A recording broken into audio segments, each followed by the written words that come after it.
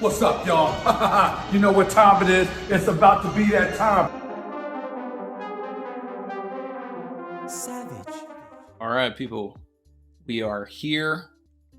We're back with another Theory for Theory. What's poppin'? Special guest today, B.D.A. Law, aka Brago D Ace. Let's get these theories popping. Let's talk about everything, right? Oda gave us all of these chapters, then went on a break, and then it's like, all right. Yeah. And I feel like, the timing's right, man. We just had a bunch of bangers in a row. It's a lot. It's a lot that's happened recently. Some people said one of the best stretches in One Piece ever. I don't know. Arguably. I mean, you got to take into consideration that after every major arc, we get chapters like this. Yes. This is the standard. We expected bangers. We expected bangers once Wano ended. And the thing is, while Wano was going on, we knew like other stuff was happening outside. Like major things were going on. Off of 957 to 956. It was like, all right, there's a lot that we got to figure out. They're coming off the end of Wano. And then we can include, Green Bull showing up, which was unexpected. That added to it. It was like, all right, what's coming next? And he said, with Kid and Law taking down Big Mom, could that imply that Roger and Garp were lesser than Rocks from a power scaling perspective? Let's think about this. No. No, okay.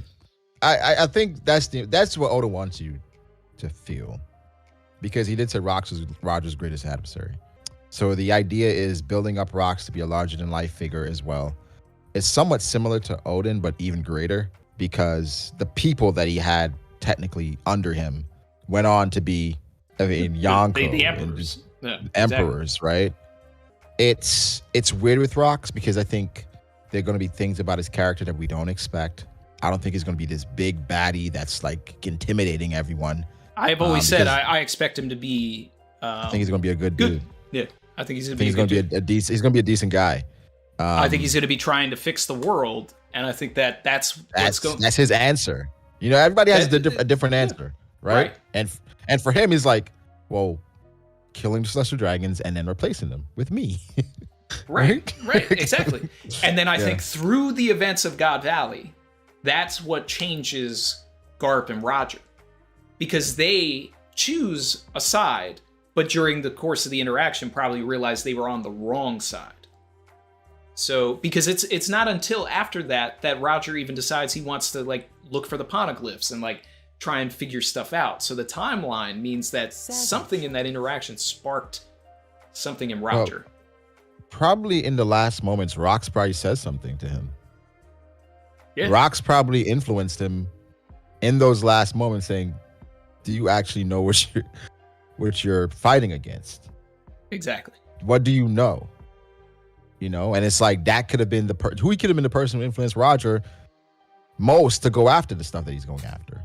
I think with Rocks, I try to temper my expectations in regards to just strength because I think it's obviously deeper than that. The infighting with the crew is important here. Yep. And then how it's set up, it doesn't even feel like a regular crew. It feels like a bunch of people coming together to go on specific scores or certain scores to get money. Whitebeard needed money because he's trying to take care of his people. Big Mom's trying to establish her country. Shiki, he just wants chaos. Speaking of Rocks, the person that I'm intrigued by now, based on what happened, was it 1059, 1058? Wang Ji. Yeah, I think that's the actual pronunciation. This person, Blackbeard needed Kobe's help? So I'm still editing it. I'm gonna have a video where I'm going into exactly what I thinking about the Rocky Port, but I mean let's get into it. So what do we know about the Rocky Port, right? We know that Law was the mastermind. We know that Kobe was the hero. Now we know that Wang Ji was involved. and that whatever it was, it allowed Blackbeard to take over Hachinosu. So I don't necessarily know if that's implicating that Blackbeard was there at Rocky Port, or if he just benefited from the actions of it. Okay. So it's like, because it's not worded exactly that Blackbeard was there, but it was just that because you guys took down dude, like I was able to go through and like do what I needed to do. So you helped me in that way. I think, and this goes into the story of the real Wang Ji. So, dude was an actual Chinese pirate. It was during a time in like the Ming Dynasty where you couldn't actually trade anything because the borders were closed. Okay. So any sort of just smuggling, any sort of like maritime movement, anything like that was considered piracy. But the thing is that you had, even at that time, you had good pirates and you had bad pirates. So, and Wang Ju was essentially a good pirate that was able to work with the world government, well, not the world government, but the government of the time in China to basically help them collect other good pirates to rat out or take out the bad pirates, because they weren't as capable on the seas. So they basically used this dude to go after. And I think that this is actually the real life inspiration for the warlord system in One Piece, because it literally was the government calling upon pirates to help them take down other pirates. So it wasn't necessarily something that Oda made up or anything like that. Like, this actually happened. So whatever the Rocky Port incident was, I think it had to have been tied into the warlord system. So whether or not Wang Ju was an original warlord, if he came up with the idea for the warlord system, or because of the empty seats after Marineford, he was being offered a position. And then Law, who felt like he needed the position, masterminded this whole thing to take out Dude so that he could get the spot. And if it ties into the the impel down prisoners, which became an issue, like they were talking about it at the end of Marineford. Sengoku was spooked, Brand New came over, was just like, yeah, I know everything's crazy, but it's happened. Yeah, everybody in level 6 is, back out. And if they happen to go to Hachinosu and like fly under Wang Ju's banner, like he would have essentially be like the underworld emperor. That's my opinion. I think that he was the underworld emperor.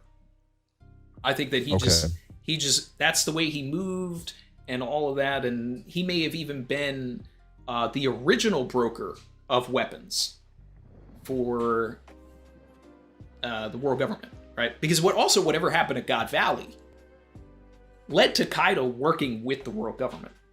Because, like, let's not forget that. Like, the reason CP0 is there is because they have a pass to be there. Yeah. Kaido's making the weapons. He's giving them to Doflamingo. Doflamingo's giving them to the world government. They're making wars. They're warmongering with the weapons. Kaido is working with the world government. So does that imply that Kaido betrayed Rocks? So, like, they were actually going against, everything in God Valley, and then Kaido switched sides. Realized, you know what? Actually, I'm kind of vibing with them. And then works with them, figures things out, sets up everything with the world government, which could tie into a whole thing with Vegapunk, and then now we're in Egghead. Could Egghead be Kaido's favorite island? I just did a video on that, and because Scotch is there, and Scotch has he's got 18 on his. He looks like he's a Vegapunk creation, but he was also Kaido's boy, so it's like, Did they have a relationship where, because remember at the beginning of Wano, I believe Orochi, he was like, I want Vegapunk. I want Vegapunk. Yeah. So it's all of this stuff with the weapons has to be tied. Maybe Vegapunk needs the drunken iron ore from Wano to, like, for his experiments and things like that. So he was using Kaido in that way to mine the goods. All of this stuff is going to tie together in some way. Yeah. And with Caribou being here as well, does he show up and then he's just like, hey, oh, shit, I'm back here? you know? Yeah, and it's like, yeah. And then the whole point of like that revolution with Gabaru and the cover story and everything like that was because full circle. Was because Vegapunk went to Egghead after Punk Hazard. And that's why when we see Drake there, like they're building Egghead, if this is Egghead. And then we see later on in the Caribou cover story, those structures are now finished. And it's like the timeline fits. 4 years, you explode. 2 years later, you're still building some things. 2 years after that, you're good. We have young seraphims, right? We know 5 years it takes to get to 20 years. We haven't had 5 years since Punk Hazard blew up. But that's the thing, Vegapunk is going to be every timeline they place in regards to like what regular people can do. Vegapunk is going to break that. So for the clones to judge, it's like 5 years to get to 20. Yeah. Probably take Vegapunk 5 months. I don't know, but then I feel like it's still got to be on that timeline. Otherwise, we'd have adult seraphims. Unless the seraphims is like one of the more recent creations, like a new breakthrough almost. You know what I mean? Like this is something that they had to start to implement after everything that was transpiring with the warlords. But it's like, okay, we need a replacement. We can't trust these pirates. What do you got? It's like, oh, I mean, this new thing that I'm working on, these new experiments. I guess with the island, I did think could have been like Kaido's favorite island that they were going to, because it was a winter island. That's something that I did say. After we saw they were on Egghead, I guess it makes sense. It could be the same island. They could be. There is like a really convenient cloud blocking Egghead. Yeah. So it's like Oda's trying to hide some stuff here. Normally when he shows us a new island, like he flexes. He's like, this is the island. Yeah. This is shrouded in mystery. We've got like a convenient cloud covering most of the island. We got, we don't know what's going on here. Another one. So yeah. I think it could be, if it's the same island, it'd be a great way to bring it back full circle, reel it back in. And tie into the revolutionary, ideals and everything like this. Gabaru, everything that's going on in, these different islands now because of the Flame Emperor. Do you think, I guess with Vegapunk, what are your thoughts on him or her? Do you think he is, like, based on what you've seen so far, or just his introduction, her introduction, do you think that's actually the guy that we've been hearing so much about, or a proxy, a clone? What are your thoughts on that? It's got to be some sort of a proxy, I feel. It's either, so it's, I think that there's a bunch of different options, right? So I do not think that this is a situation where Vegapunk has been de-aged or anything like that. I mean, Vegapunk has always been considered a man and was alive to be in Mads. So he's at the very least the same age as, like, the oldest member of Mads, whether that's Judge, whether that's Queen. I know that, one of them is in their 50s or something, early 50s. Yeah. So that's where we need to be at with Vegapunk. So I expect him to actually be even older. Now, the implication in the 3D2Y with Frankie looking at these blueprints and saying no one's going to be able to do this for 200 to 300 years. So it's like, is Vegapunk hundreds of years old? And through the process of, like, the perpetual youth operation or anything like that, has been able to, be the government scientist. Yeah. Now, this could be a Dr. Vegapunk, in the sense that daughter, granddaughter, anything like that, same surname, and, is also a doctor. So then, yes. Okay, you're literally Dr. Vegapunk. You're just not the Dr. Vegapunk. Right. Yeah. Or, I mean, we've been dealing with clones. We've been dealing with all this stuff. I mean, I've been seeing the theory out there about Sora. I mean, like, you've seen that one? And yeah. I've seen that Sora recreation. That's interesting. I like that idea that, he was in love with Sora also, and, created I mean, there's no way of knowing because it's not in color. So, if we saw the hair, we'd have a little more. We'd have a little more. I guess the thing, like the conclusion I came to after when I went back and I tried to, scour the internet to find everything we have on Vegapunk. Vegapunk, as a child, was already using animals to help him. Well, I'm expecting to see a whole bunch of animals with those Cyclops visors and things like that. Like, we're getting into that for sure. So that's the thing. I think this was a dead giveaway for me that this person isn't Vegapunk. Or the Vegapunk. Where she says that you had these instructions: recon, report, bombard, and there's an error in programming. I don't think the Vegapunk makes a mistake like that. Not anymore. No way. But the apprentice, though, trying to live up to trying to show off, name. like, look at what I have created. This is me.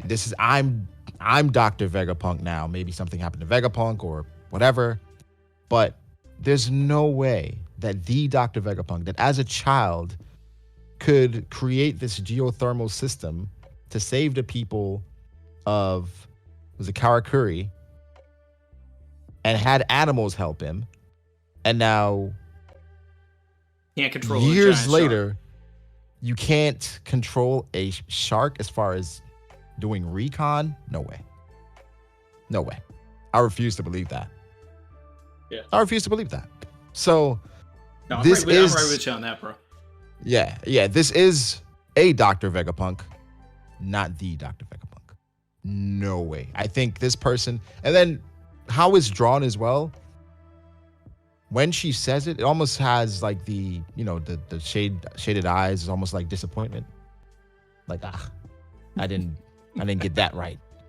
I mean, unless they're a perfectionist, then it's just nothing ever really, works out. And is this a clue that different creations could get a mind of their own and turn and have their own free will? So I mean, there's opportunities there, but I still think it's not the, unless it's Dr. Vegapunk is a brain in a jar and they have a bunch of different vessels and they're just living vicariously through these proxies. I don't know. We're gonna get into some like fun science fiction stuff. I mean, this is gonna be like Thriller Bark all over again, but instead of Tim Burton and like horror or anything like that, he's gonna get into like Back to the Future references, Terminator references. Like he's gonna get. It's gonna be a lot. It's gonna be a lot. People say they didn't call Momo's Fruit a failure. That could be so much, right? It could just be. It's pink. It's the color, right? It could just be the color. It could also be, well, I don't want it to fall into the hands of the world government, right? So yeah, it's a failure. Are any of you guys gonna eat it? Right. I'm telling you, it's a failure. I'm Dr. Veg, but it's a failure. That's one of the things that I'm a little disappointed that we won't get. Is I wanted Momonosuke to be there for whatever conversation we have with Vegapunk.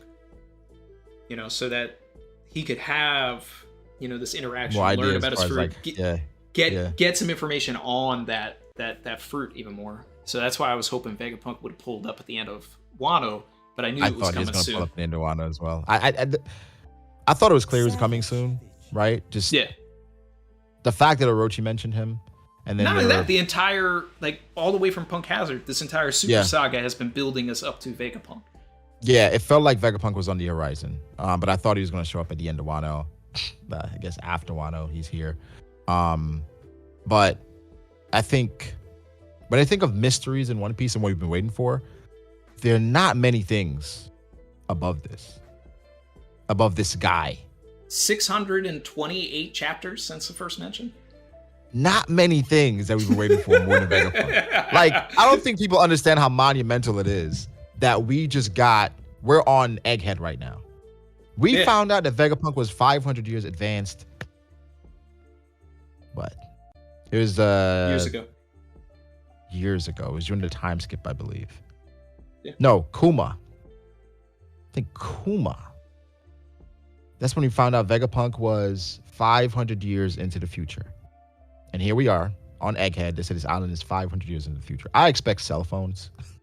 Right? Right? I expect like everything we have today. This is like Oda's opportunity to implement modern day technology because FaceTime, you know, we're gonna have it's gonna get crazy. It's gonna get crazy. What's your expectations, bro? Who you think's gonna shine this arc? We know who's gonna shine. Brooke, no. It's YouTube on Egghead. Why not?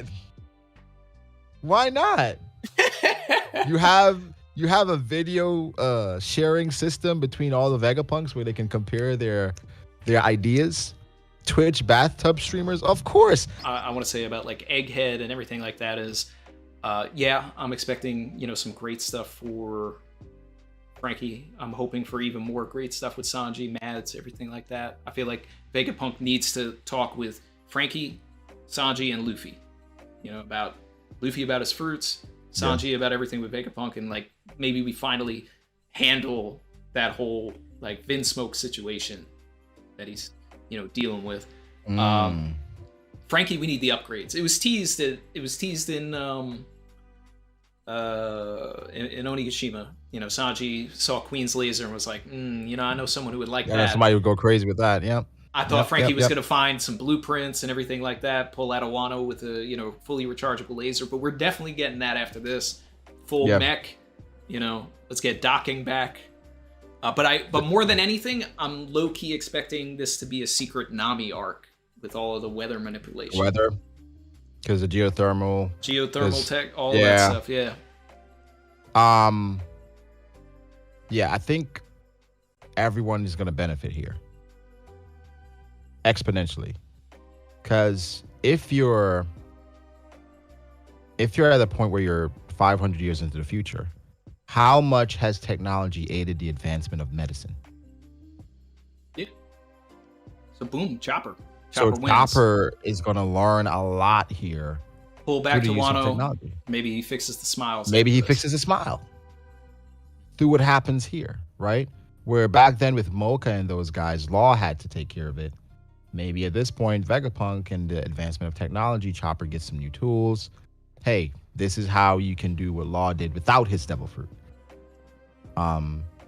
With Frankie, this is Oda's way of leveling everybody up for the end game. Yes.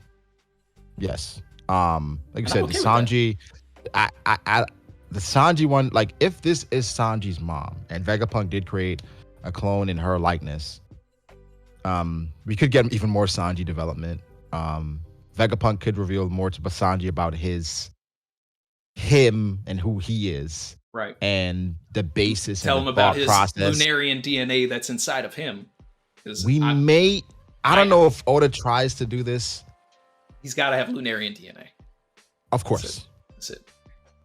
A retrospective of how, like, Judge's idea of why he was trying to manipulate the kids, and try to make it overall a positive spin. Vegapunk tells him about something that Judge was trying to do that Judge didn't say himself, and the reason why Judge turned out the way he did. Judge lost someone that he cared about. What happened in Judge's life that he felt it necessary to remove his children's emotions? Yes. What moment was he too emotional for? Something happened. Yeah. Something happened. Nothing. Where he was like, you don't want to go through these emotions. Let's just remove them. Listen, in One Piece, characters come to the weirdest of conclusions, but they have their reasons. I'm someone that's going to defend Doflamingo all day, every day. Damn. All day, every day. Right? People say he killed his brother. His brother was trying to get him captured, bro. His brother was a snitch. I'm sorry. What would you do? But I think in One Piece, there are a lot of characters that, they come to their own conclusions. They really, that's what it's about. Honestly, he killed his dad, Brago. Oh yeah, the dad was the reason why he got tortured. And I was a king. I was chilling. You brought me down. Now I'm getting stoned. Sorry, pops. Say goodbye. All right, say goodbye. But but Doflamingo loves his people, but just don't cross him. Yeah. But yeah, I think that's what One Piece is about. Different answers, and Judge is gonna have probably different answers to why he did the things he did. But this is gonna be an important, very important arc for the Straw Hats because they're gonna learn so much in regards to just themselves. I think they can find out more about themselves. I think this is what it's about. It's kind of like Luffy find out more about devil fruits, Frankie find out more about just creation in general, Chopper with medicine.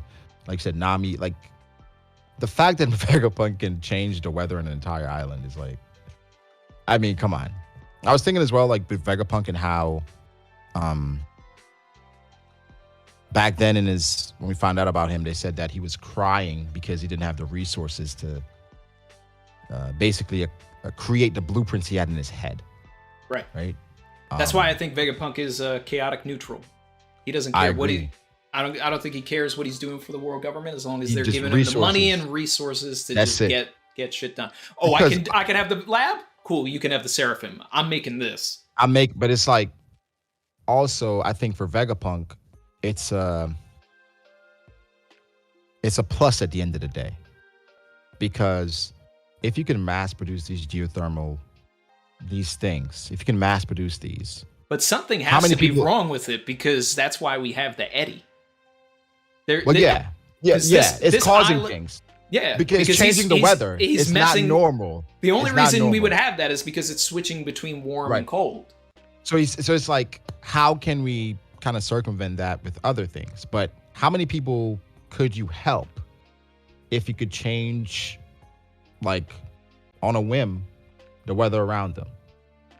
Right? Like, I know we could go all the way back to Alabasta and the rain and all this different stuff, but it's like, I think Vegapunk at the end of the day wants to help people, and he knows that the world government, they have the most resources. So that's why I'm going to work with them. Of course, they're using the things that he's creating for war and for power, but if it's a net positive at the end of the day, and I can create things for the world to make the world a better place, then, why not? That's kind of how I look at it. I love Vivi. I do love her. I love her. I can't wait for her to rejoin the crew. But it's happening. It's happening. Number one agenda. It's happening. When do you think it's happening?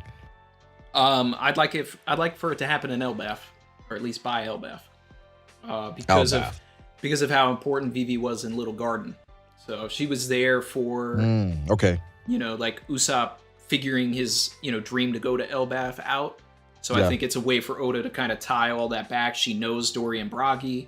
Could be a situation where she was already slapped there by Kuma, and that's why she's mysteriously missing. And then she's being protected by the Giants right now, and we'll find her when we get there. I think that's a possibility. Yeah, Vivi is a difficult one considering everything that transpired at the Reverie. I mean, the thing is, it's so tough because we've known about things going awry at the Reverie for a long time. It's just been, okay, what are the pieces in place? Where is everyone? Who's captured? Now it's like, okay, no one's captured. Only person that we know of, as far as the revolutionaries. Don't think Vivi's captured. I've never been leaning towards that until 1060 came out. Oh, you thought she was captured? No, I've always been team. She got away with Leo and Sai using a Viver card, and that she's like on her way to Luffy or anything like that, or got slapped away by Kuma, we've talked about it. I still think that there's a possibility for Vivi to have a connection to ancient weapons. And now seeing what happened to Leloucia,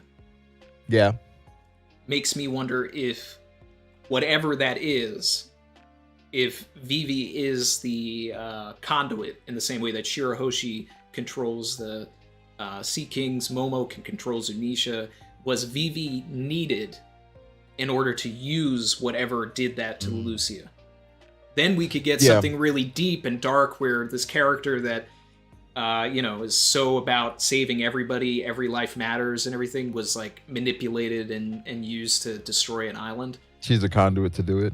I would like that a lot. So I guess in this case, is that would that be a necessary, I guess, W for the world government? Where all right, we let the revolutionaries get away, but we obtained the key to an ancient weapon. Right.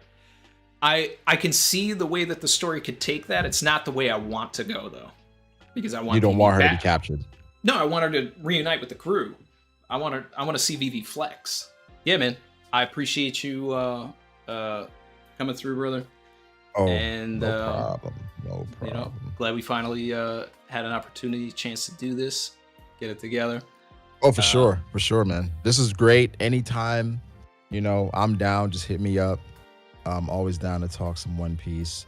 Always enjoy talking with you about One Piece. Always give me a different perspective that I didn't think about. I think something that made me think about, and like the wheels are turning in my head now, is like how each Straw Hat is going to react to Vegapunk, you know, and just how impactful that's going to be to every one of them, you know. Because I wouldn't be surprised if he has something for Brook. He's like, you know, I can fix you, you know.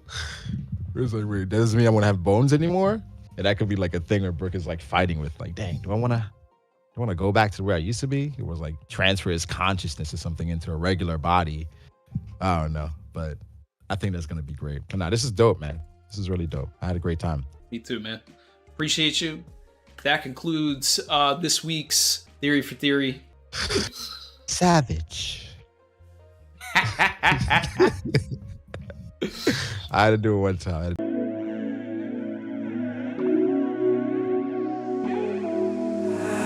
I've been swimming deep, deep. Savage. I'm not gonna lie, Randy. Your chat is polite as hell. I'm not gonna lie.